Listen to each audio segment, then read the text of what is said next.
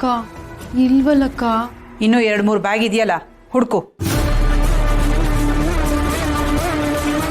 ಗೌರಿ, ನಿನ್ನ ಹತ್ರ ಗಂಟಿದೆಯಲ್ಲ ಮಗಳೇ, ಅದು ಜೋಪಾನ. ಅಮ್ಮ, ಅಪ್ಪ ಬ್ಯಾಗಲ್ಲಿ ಏನೋ ಗಂಟಿದೆ ಅಂತ ಹೇಳಿದ್ರಲ್ಲ, ಅದಕ್ಕೆ ಏನಿದೆ ಅಂತ ನೋಡ್ತಿದ್ದೀನಿ.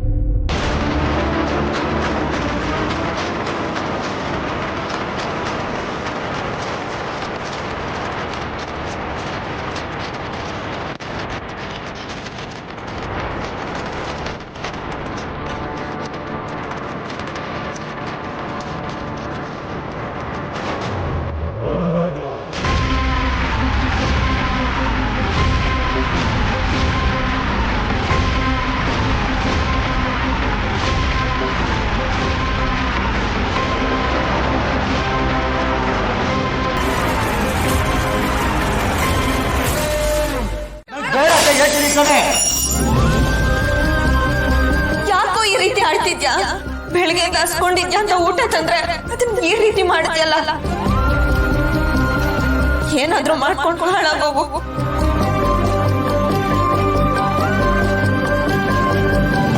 ಪಾಪ ಅದೆಷ್ಟು ಬೇಜಾರು ಮಾಡ್ಕೊಂಡ್ರೆ ಏನು.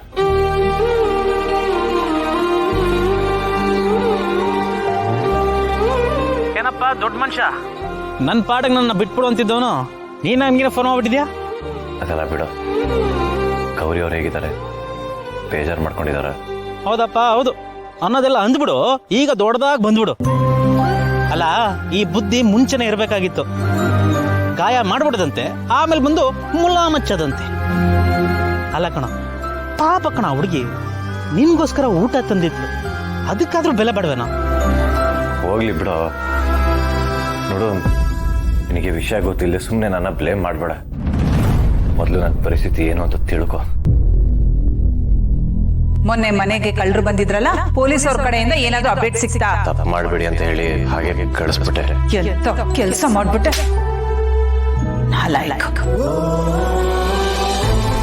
ಅಮ್ಮ ಹೇಳಿದ್ದು ಸರಿಯಾಗಿದೆ ಕಣ. ನಾನು ಯಾವ ಕೆಲ್ಸಕ್ಕೂ ಪ್ರಯೋಜನ ಇಲ್ಲ. ಯಾವ ಕೆಲಸನ ನೆಟ್ಟಿಗೆ ಮಾಡಕ್ ಬರಲ್ಲ. ನಾನು ಮಾಡೋ ಕೆಲಸ ಎಲ್ಲ ಎಡ್ಬಟ್ಟೆ. ಅದೇನಾರ ಗೌರಿ ಅವ್ರಿಗೆ ಗೊತ್ತಾಗಿ ನನ್ನಿಂದ ದೂರ ಆಗ್ಬಿಟ್ರೆ ನಾನು ತಡ್ಕೊಳಕ್ಕಾಗಲ್ಲ.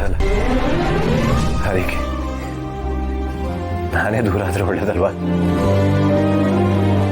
ಸುಮ್ಮನೆ ಇಲ್ಲ, ನನಗೂ ನೋವು, ಅವ್ರಿಗೂ ನೋವು.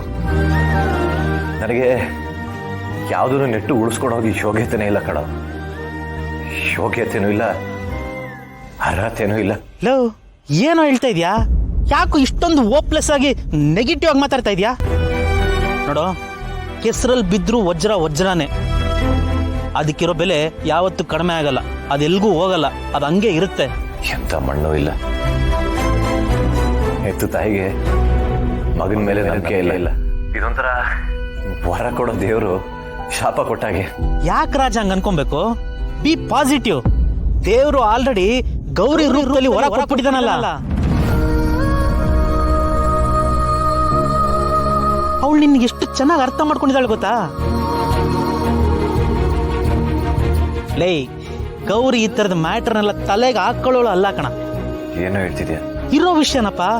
ನೋಡಪ್ಪ, ಅಮ್ಮವ್ರಿಗೆ ನಿನ್ನ ಬೆಲೆ ಏನು ಅಂತ ಗೊತ್ತಾಗದೆ ಇರ್ಬೋದು, ಹಂಗಂತ ಅದು ಗೌರಿಗೆ ಗೊತ್ತಿಲ್ಲ ಅನ್ಕೋತೀನೋ?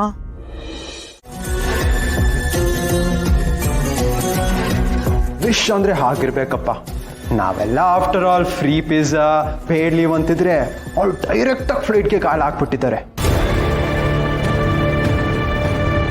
ಅಮೇಝಿಂಗ್ ರೀ ನೀವು. ಯಾವಾಗ್ಲಿದ್ರು ನಿಮ್ದು ಹೈ ಲೆವೆಲ್ ಥಾಟ್ಸ್ ಅಲ್ವಾ? ಮತ್ತೆ ನಮ್ ಗೌತಮಿ ಅಂದ್ರೆ ಏನ್ ಸುಮ್ನೆನಾ? ಈ ಚಿಕ್ಕ ಪುಟ್ಟದೆಲ್ಲ ಅವಳ ತಲೆಗೆ ಹೋಗಲ್ಲ ಅಲ್ವಾ ಗೌತು? ನಿಕ್ಕಿ, ಸ್ವಲ್ಪ ಸುಮ್ಮನೆ ಇರ್ತೀಯಾ? ಗೌತಮಿ, ಮತ್ತೆ ಪೈಲಟ್ ಯಾವಾಗ ಆಗ್ತೀಯಾ? ವೀಕೆಂಡ್ನಲ್ಲಿ ಟ್ರೈನಿಂಗ್ ಏನಾದರೂ ಹೋಗ್ತೀಯಾ ಹೇಗೆ? ಹಾ, ಅಫ್ಕೋರ್ಸ್. ಈ ವೀಕಲ್ಲಿ ಟ್ರೈನಿಂಗ್ ತಗೊಂಡು ನೆಕ್ಸ್ಟ್ ವೀಕಲ್ಲಿ ಡೈರೆಕ್ಟಾಗಿ ಪೈಲಟ್ ಆಗ್ಬಿಡ್ತಾರೆ. ಅದರಲ್ಲಿ ಏನಿದೆ?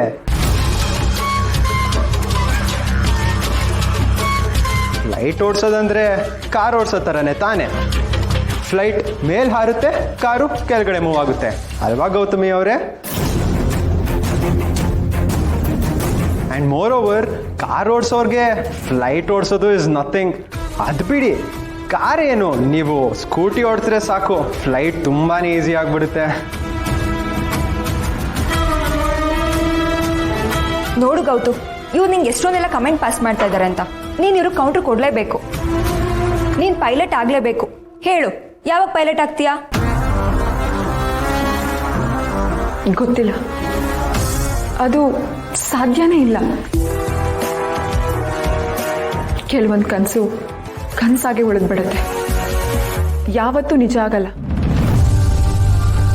ಆದರೆ ಬ್ಯೂಟಿ ಇರೋದೇ ಅಲ್ಲಿ. ಕೆಲವೊಂದು ಕನಸು ಕನಸಾಗೆ ಉಳಿದ್ಬಿಡ್ಬೇಕು.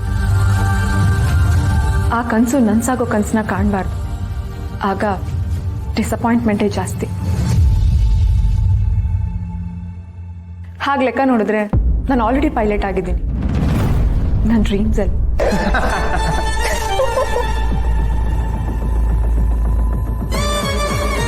Well then, congratulations. ಏ ಗೌತು, ಏನೇ ಹೇಳ್ತಾ ಇದೆಯಾ? ನಿನ್ನ ಕನಸು ನಿಜ ಆಗಲ್ಲ ಅಂತಂದ್ರೆ ನಿನ್ನ ಕನಸನ್ನೆಲ್ಲ ಯಾಕೆ ಎಲ್ಲರ ಮುಂದೆ ಎಕ್ಸ್ಪೋಸ್ ಮಾಡಬೇಕಿತ್ತು? ನೀನು ಹೇಳಿದ್ದೆ ಕರೆಕ್ಟು. ಕನಸಿನ ಬಗ್ಗೆ ಜಾಸ್ತಿ ಕನಸು ಕಾಣಬಾರ್ದು, ಅದರಿಂದ ಆಗೋ ನೋವೇ ಜಾಸ್ತಿ. So dream is injurious to mental health. ಜಾಸ್ತಿ ಕನಸು ಕಾಣಬಾರ್ದು, ಕಲ್ತ್ಕೊ. ನಿಜ.